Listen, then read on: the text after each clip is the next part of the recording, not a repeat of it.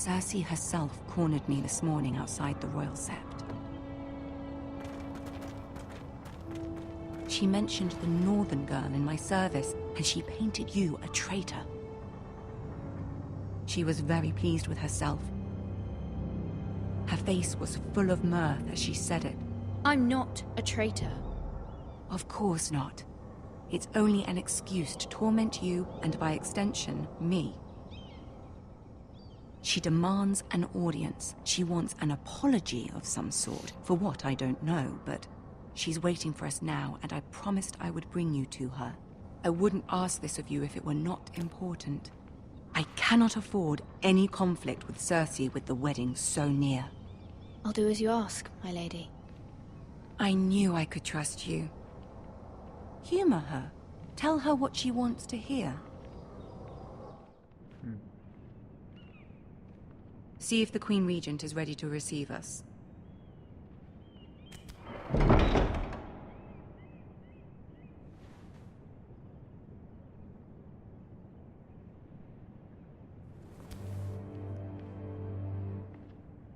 You'll be fine. I know you will.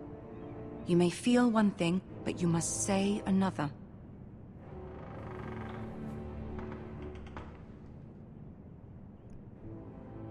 Good luck.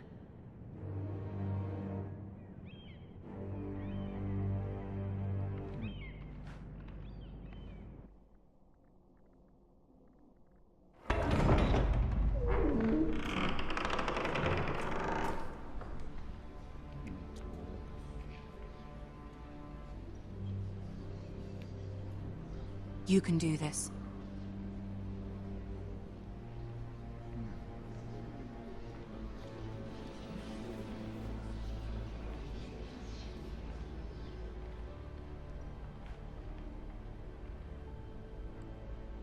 Ah, Lady Marjorie.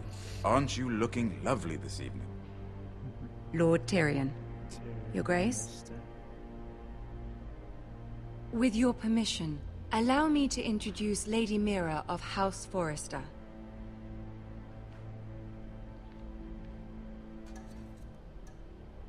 I am honored, Your Grace. Yet not honored enough to kneel, I see.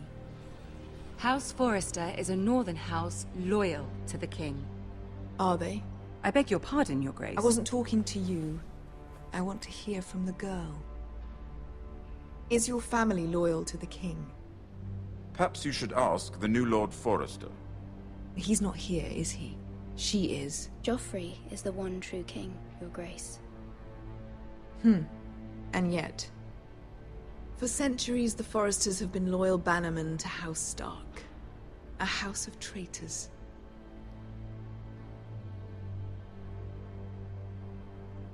Yes, Your Grace. They are traitors. The Starks were your liege lord, yet you name them traitors so easily. I take it this is the kind of loyalty the king can expect from you. If you have any loyalty at all.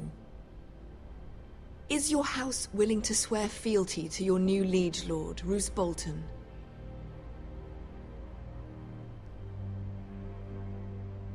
He is the Warden of the North, Your Grace. He is. And I the Queen Regent, and Tyrion the Master of Coin. The girl has a remarkable talent for answering questions, while in fact saying nothing at all. Old allegiances are not easily abandoned. But now that the war is over, we must look to rebuild and forge new alliances. There are ships and shields to be built, and Joffrey will need a steady supply of ironwood for his armies. I'm told there are others who would happily serve that purpose, but I trust we can rely on House Forrester. Forster Ironwood does seem rather unique. Yes, Your Grace. It would be a shame to see it fall into the hands of another house. I imagine you'd do almost anything to prevent that from happening, wouldn't you? Ask any Lannister, and they'd do whatever was necessary to save Casterly Rock. It would be unfortunate to see another house lay claim to what's yours. Yes, Your Grace. I would do anything. I see. What would you have the girl do, Cersei? It's not as if she fought beside the Starks, wielding a battle axe for the Northern Army. It raises an interesting question, I suppose. Can we truly blame those who end up on the wrong side of the war? Our dear Marjorie here was betrothed to Renly Baratheon on the false assumption that he would one day rule the Seven Kingdoms. Can we fault her for her mistake? Should she be held accountable?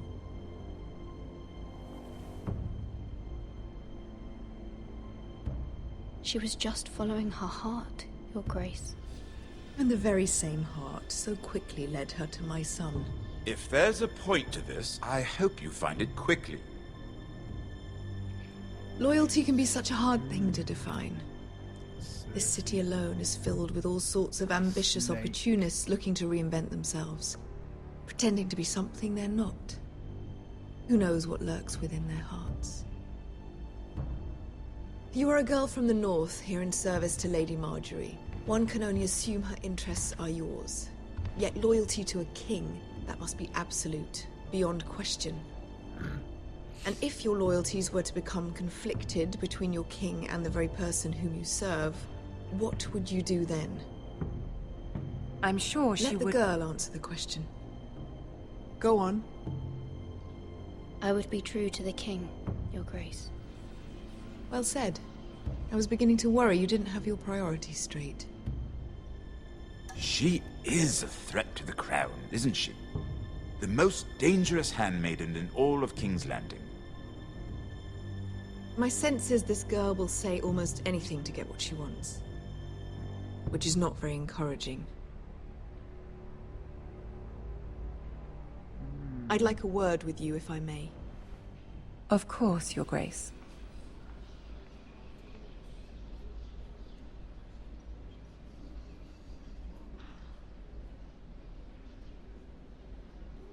I'll walk you out. This may come as a surprise, but I met your father once, at the tourney at Lannisport. Even then he didn't trust Roose Bolton. We only spoke briefly, but your father struck me as an honorable man. You have my condolences for his loss. Thank you, Lord Tyrion. That's very kind of you to say. That certainly took courage. To so publicly declare your loyalty to Joffrey for all to hear. Poor Lady Marjorie was humiliated, although Cersei seemed quite pleased. It was quite the first impression. I, of course, found it all highly entertaining. I was trying to appease her. I think that was clear to everyone. My sister and I have our differences.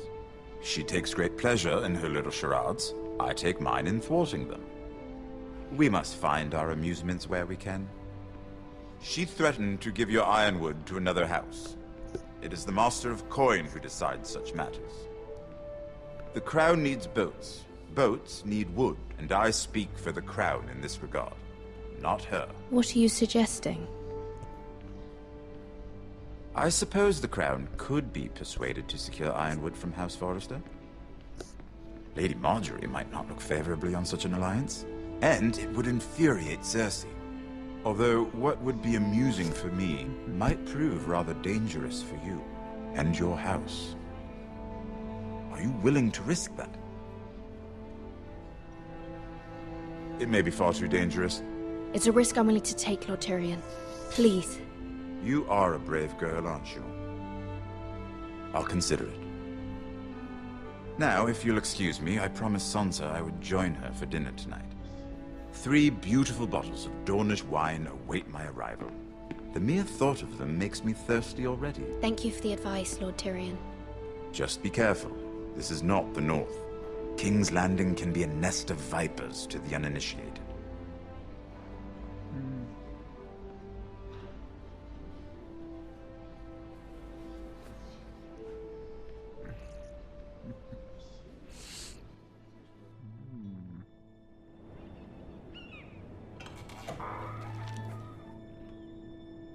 Mira, I was worried. How was it? Cersei has a way of looking at you as though you're nothing. I'd rather not discuss it, if you don't mind. Of course not. It must have been horrible. But at least it's over now. Lady Marjorie has spent the entire day working on seating arrangements for the wedding. Of course, you and I are seated way at the back. here with the 4th cousins and the 9th-born sons. Ah, Sir Jamie. I wouldn't mind tarnishing that white cloak of his. Sarah! What? It's true. And Oberyn Martell, the Red Viper. I'm told he has a paramour. He is quite handsome. And quite passionate, from what I've heard. Perhaps Lady Marjorie could make the right introductions. Who knows? We might meet our future husbands. Although, marrying a king, I can only imagine what that would be like. Would you marry Joffrey if it meant you'd become queen? He does have a certain look about him, and he's always treated Lady Marjorie well, which is more than you can say for his mother. I'd be willing to marry, but not Joffrey. Well, I would marry him. Imagine the power you would have as Queen of the 7 Kingdoms. I might even allow you to be my handmaiden. Let's see, who else should we marry off? Brienne of Tarth and Tyrion Lannister. What a perfect match! Sir Bronn and... What are you doing?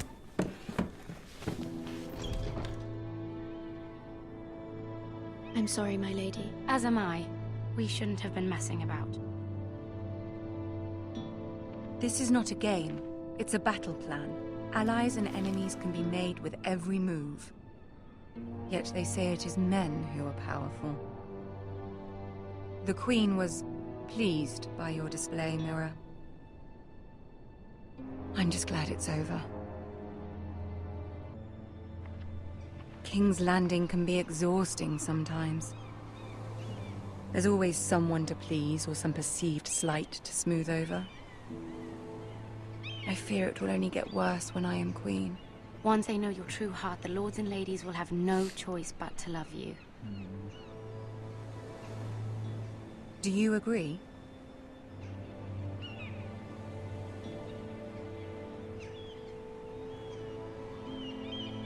People are not always so easy to please. If you showed Cersei your true heart, she would stab it with a fork. You learn very quickly. Your words to Cersei were brave, but I know you must fear what the Boltons might do to your family. I do appreciate your willingness to appease her, as difficult as it may have been. Thank you, my lady. There's been something on my mind. Something important.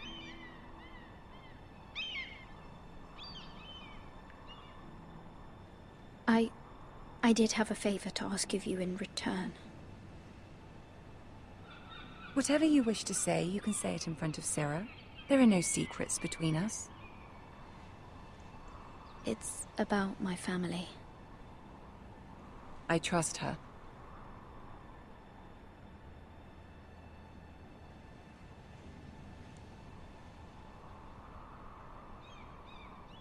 Go on. Ask. I received a letter from my family. I fear my family will suffer if Ramsay is left to do as he likes. But if a raven could be sent to the Boltons to let them know House Forrester has the protection of the crown. Ramsay Snow will arrive at Ironrath within the week. I would never ask this of you if it weren't so urgent. That is no small request, especially now. Joffrey knows only too well your family fought for the Starks, and now you would have me ask him to intervene. Is the situation that dire? You can't, my lady. King Joffrey won't like it. Just think how he turned on Lady Sansa. Please, Lady Marjorie, I beg of you. I fear for my family's safety.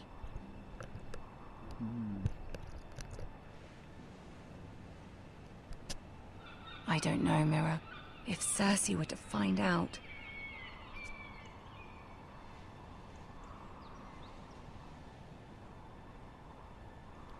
Don't let the Queen bully you. You have power over him, Lady Marjorie, as no one else does. Not even his mother. Ramsay Snow will